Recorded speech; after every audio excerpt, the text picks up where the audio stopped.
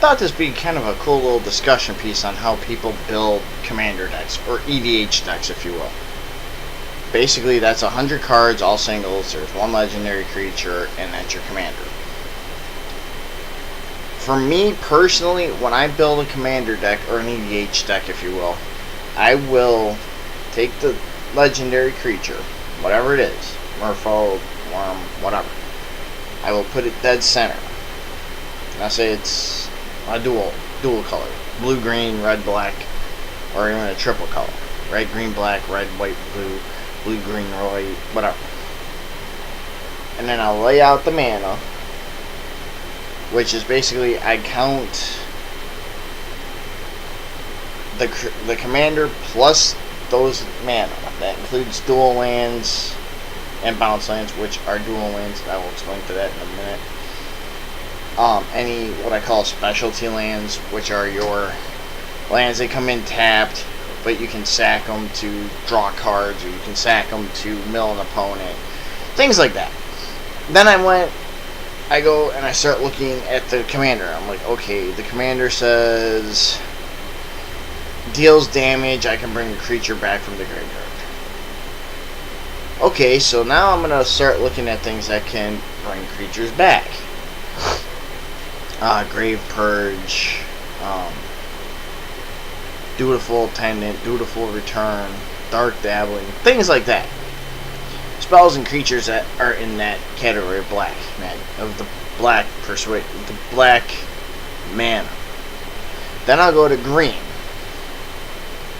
Well, there's a lot of green, or whatever color I'm using at that time, that will build along mana production, bringing stuff back from the graveyard, maybe destroying a target artifact on an opponent's field, or killing an enchantment. For example, Groundswell. Or not Groundswell, I'm sorry, Groundseal. Which basically it blocks you if you're a graveyard player. It won't allow you that getting into the graveyard kind of deal. Then you go red, which would have your haste, your quick shots, your pingers, things like that. So what I do is I count all that. If I'm short by like 3 or 4, maybe 4 or 5, I'll usually throw in a couple artifacts just like for mana rocks or for extra draw cards. Then I'll run along and I'll build the deck. Shuffled up, draw 7 cards. This is what I call the 5-turn test. Basically, you start at turn 1, and by the 5th turn you should have enough mana to get your commander out, or do what you're going to do to allow your commander to gain access to the battlefield. For example, my milling deck.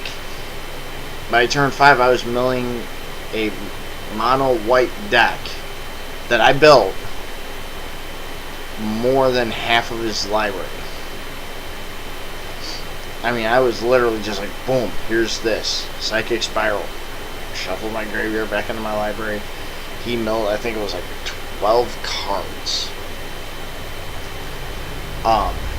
Same thing with a blue-white that I built. There's a lot of control that I'm looking at, drawing, but I like to make things flow.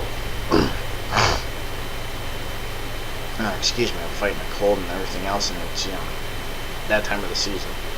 So then, I'll run the 5 mana turn. Or the 5 turn. The 5... Basically, I call it the 5 turn run. When that gets done, I look at my field. I say, okay, what creatures do I need to keep? What creatures can I get rid of? What creatures do I feel they could work, but they don't fit the theme? So then I'll pull those creatures out, throw in other creatures in, rerun it again.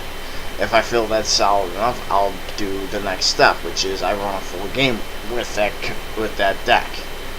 I will usually do it solo so I can see where everything kind of pans out. The way it works is you build a commander deck, you build another commander deck, and I just kind of say you throw them at each other and see what hits and what flops all over the place.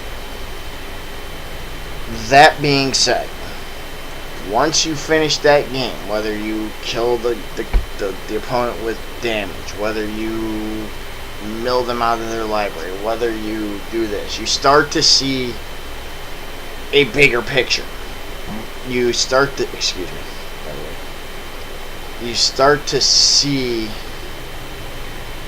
more of the small combo pieces that build towards the bigger thing. For example, in my milling deck, I have a combo where it was in my 60 card, which was the actual original deck for it. It was a Dutiful Attendant and a Balstrad Spy. For those of you who don't know, Balstrad Spy mills till your opponent draws a land and everything goes into the graveyard. Dutiful Attendant brings that creature back from the graveyard. So what I tried to do is make it so that I had those combo pieces in place in case somebody tried something, but then I had other combo pieces kind of built off kilter off of, oh, I draw you mill, I draw you mill, I draw you mill. You know, Sphinx's Tutelage, where a lot of my draw cards, Runewing, Palace Familiar, Fate Foretold, Font of Fortunes, things like that, where I can go, well, Altar's Reap, I'm going to sack Runewing, who got Fate Foretold enchanted on it, because Runewing dies, I would draw a card off of that. I drew a card when Fate Foretold came in. Fate Foretold dies, I draw a card for that. Altar's Reap, I draw 2 cards, so that's 4 cards off of a 3-card combo. The opponent would mill that many cards. So that's another thing you gotta look at. One of the fun things about it is a lot of people don't realize when you mill, if you have I have what's called alternate win conditions. I can deal damage to you, and mill you. I can straight out just deal damage. I can mill you. I can drop a creature and then say I have no cards in my library on my next turn. Well, I win because I have no cards. This was a win condition creature, so I win based on that. That's one thing. So getting back to build, when I run the full game, I see kind of the little combo pieces. I see where things are fitting in. I see where everything's, the whole bigger picture.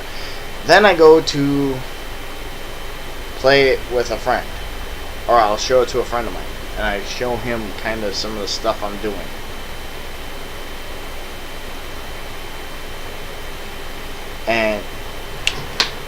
And I will go from there.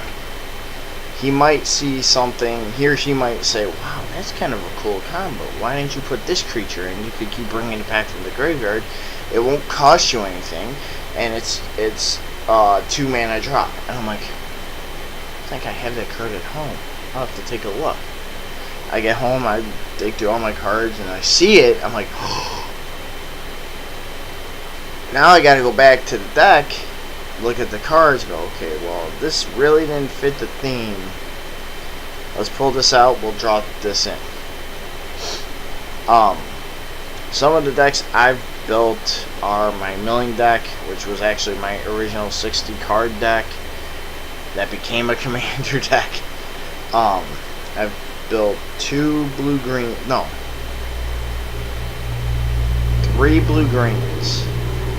because I had to end up, I lived in Florida at the time, and it was based on the mechanic of Evolve. I'll get into all these mechanics in another video, but it was basically, if a 0-1 came out and a 1-2 came out, he would get a counter, he he wouldn't get the counter until, say, a 3-4 came out, or a 3-3 came out, and then he would get a counter. Or a 2-3 came out, then he would get a counter, and he would get a counter. So everything was kind of just comboing off of each other. And I've built... I'm kind of in the work in progress. I have a worm deck. It's mostly graveyard recursion. Plays with the graveyard, send stuff to the graveyard, bring out insects, things like that. My milling deck, that was actually my favorite deck. My Azuri deck, which was actually a pre-con that I got when I lived in Florida. And I took it apart. I remember this. I had it like up to 160 cards. Minimum, you're supposed to have 100. But, you know, and I just modded it, and then I thinned it down when I got up and got into Maryland. Let's see what else. I have a Niv commander, which is I draw, you take damage multiple times.